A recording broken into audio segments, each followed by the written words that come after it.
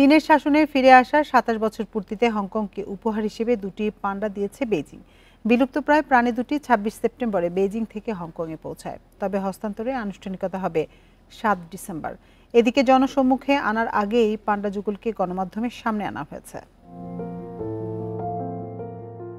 ১৮৪২ সালে প্রথম ওপিয়াম যুদ্ধে ব্রিটিশদের কাছে পরাজিত হয় চীন। এতে হংকংয়ের শাসনভার পায় ব্রিটিশরা। ১৫৬ বছর পর ব্রিটিশ শাসন থেকে মুক্ত হয় হংকং।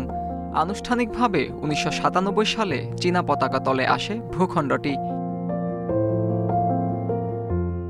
সে ঘটনার ২৭ বছর পূর্তি উপলক্ষে হংকংকে দুটি পান্ডা উপহার দিয়েছে বেইজিং।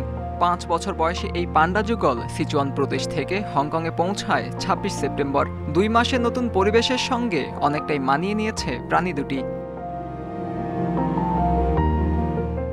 চীনে একটি পান্ডার নাম ছিল এনএন, আর অন্যটি পরিচিত কে নামে। হংকংয়ে এদের দেয়া হবে নতুন নাম। এজন্য প্রতিযোগিতার আয়োজনও করেছে হংকংয়ের ওশেন পার্ক কর্তৃপক্ষ।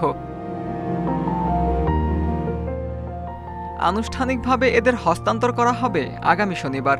সেদিনই দেয়া হবে নতুন নাম, আর দর্শনার্থীদের জন্য উন্মুক্ত করা হবে পরদিন। তবে দুটি পান্ডার চরিত্র কিছুটা ভিন্ন।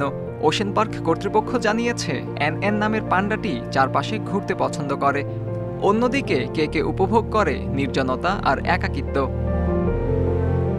আত্মজুর রহমান, ইন্ডিপেন্ডেন্ট নিউজ।